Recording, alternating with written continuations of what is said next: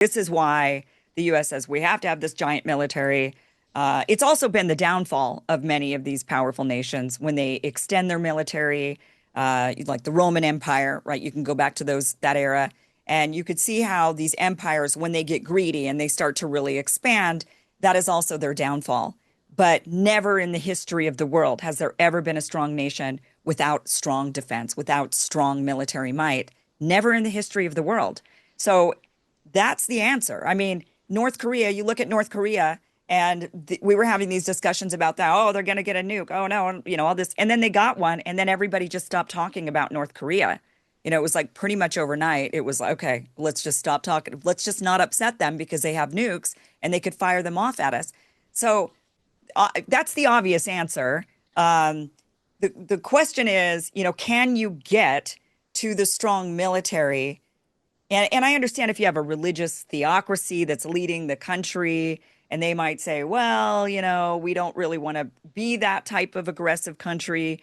We want to be peaceful. We don't want to be warmongering and building up a giant military, because once you do that, what do you do with it? People, there's a desire to use it, the temptation to use it. And that's how empires start growing and becoming, monsters.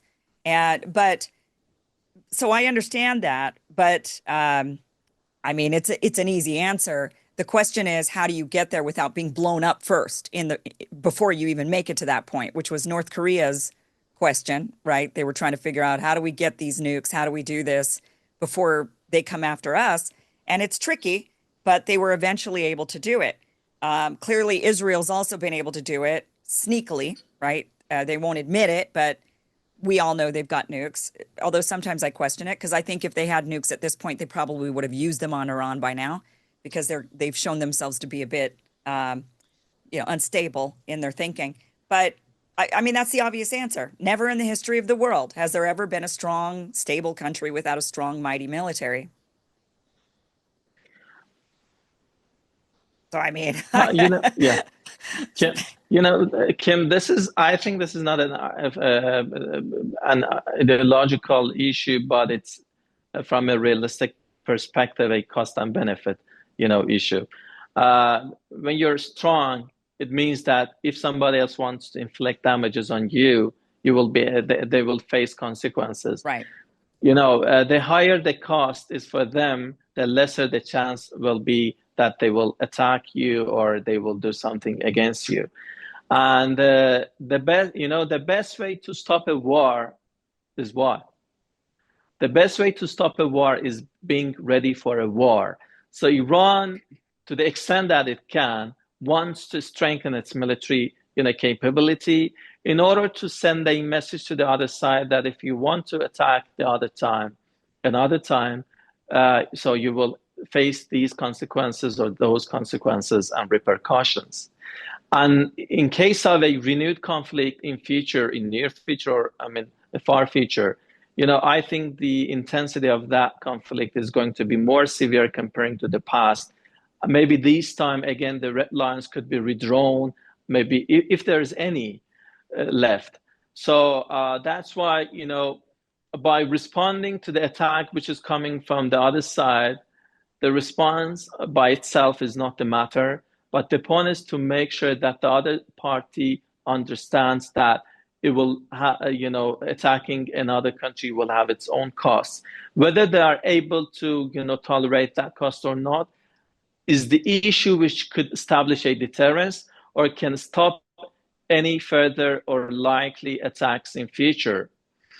So that's why I think, this is about, not just, a posture, just, defending your dignity, but to making sure that this will not happen in future. Right. And but what is the other alternative option? If you do not strengthen your military capabilities, if you think that if you abandon your military capabilities and nuclear program, will the other parties, including the Israel and the United States, will respect you, say, okay, thank you, and this is the gift I'm a prize for you? No, they will attack, harsher next time. They will come more next time. And this can be inviting further hostile action against yourself. So Iran has no option but to to become stronger in order to stop those further attacks in future. Yeah, that is really the only option. I mean, quite frankly, the question is whether or not it'll trigger a war in the meantime, right? And that's what both you and I would like to avoid. I would definitely like our nations to not be at war with each other. That would be devastating for both of us. And I definitely think in a war between the United States, Israel, and Iran, there are no winners in that. That's like a war of attrition. I don't even know what that looks like. It wouldn't be good. And it's especially because it would obviously be fought on Iran. I mean, Iran would suffer the most because it would be on Iranian soil, but it would be, but you know, just like Vietnam, where my family comes from, or even just looking at Afghanistan and the Taliban. I mean, it's practically impossible to win a war on someone else's soil.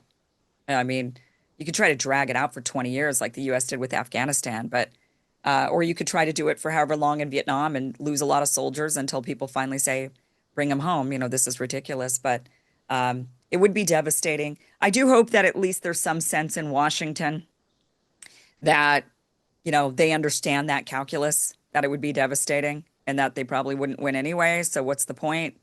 But uh, I don't know. I just hopefully it doesn't get to that. That's all I can say. But it's certainly on the mind of us in America. I mean, we're certainly, I think many of us are under the thinking that the war between the two countries is inevitable. It's just a matter of when. And how long will that war last? What will it look like? How bad will it be? I think that's kind of our question. I don't know. Lastly, are Iranians feeling the same way? Kim, there has been a ceasefire this has been called by the United States or Israel for the recent of the war between the two sides.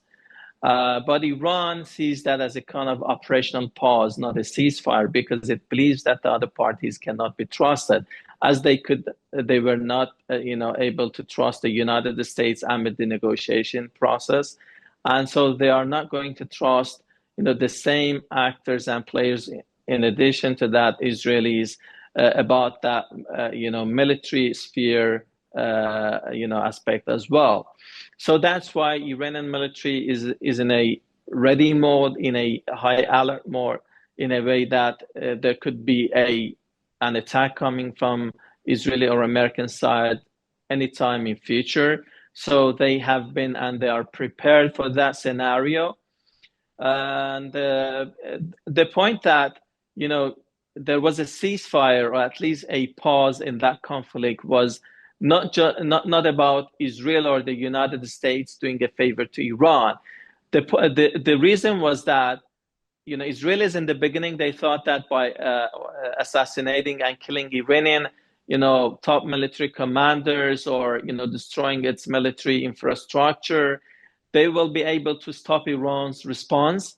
But Iran was able to respond it. They was able to inflict damages on Israel, and you were seeing that many people were going to the shelters in Israel, and all in all, there were also costs for Israel, and they thought that Yeah. if they wanted to continue this for longer run, they would also lose. For sure, in a military conflict, Iran loses, but the other parties will lose as well. It Yeah. will not just work one way, including the United States, which has interests in the region. So the war will not benefit the other parties. That's what Iran has been arguing for years and years.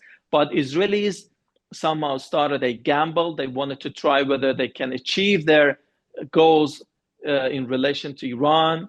They thought that they could do extraordinary things, but they faced the reality of, those consequences for themselves. That's why, so they were willing to stop. And this was, unilaterally offered from the other side, and Iran accepted the, halting those hostilities and conflict against the country. So the war, as you said, could have cost for the all parties involved in that. So that's why, they have to rethink their policies, whether that what they are, the likelihood of a war is yet there, and any time from now it could happen again. And Iran is, facing the situation in that manner.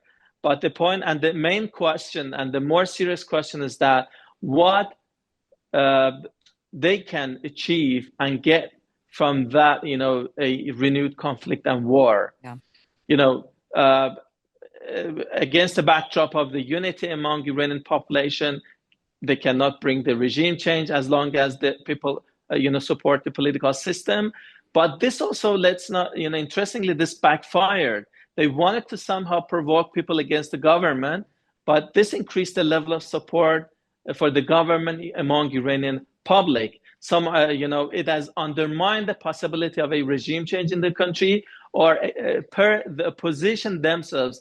They are also those who are even optimistic. They are also saying that at the best case scenario, it has delayed the regime change in the country. So they also are admitting that this has increased the level of support for the government Yeah. among the people. So sometimes, this backfires, and that's why they have to rethink and ask the question against that, what they want to achieve from those military aggression. But they cannot stop the nuclear program. So, and the other, they cannot, destroy Iran's military infrastructure. They can, inflict costs and bring about costs for Iran, but whether that will be equal to meeting their, full, goals and targets, that's a serious question. Dr. Abbas Aslani, thank you so much for being here and giving us your insight. I mean, let's hope, right? I mean, that's at this point, that's all we can really do is hope. Hope that things get better, hope that it doesn't escalate. But it is a very complicated situation, as you say. There's a lot of moving parts, a lot of factors that everybody needs to take into consideration. And thank you for spelling that out for us and really laying it out, because it's definitely back in the news with the Europeans and the Iranians back at the negotiation table, and Russia kind of getting in there on this. And the question of whether or not the U.S. will go back to the negotiation table or not is another question for the future. But really appreciate your time here. We do have the links down below to your X profile, also where people can follow you at irannuances.com. Which is your news organization that you are the chief editor of. We do have that link there, and that is in English. Also, is it also in Persian, the website? Yes, both. Okay, so you can get all the news there in English and in Persian. Thank you so much for being here. Really appreciate it. It was a pleasure to be with you, Kim, and thank you for having me on. Thank you for watching this clip from the full Kim Iversen Show, which you can catch Monday through Friday, 2 p.m. Pacific, 5 p.m. Eastern at KimIversonShow.com. It is free for you to watch. Again, 2 p.m. Pacific, 5 p.m. Eastern, KimIversonShow.com. See you there.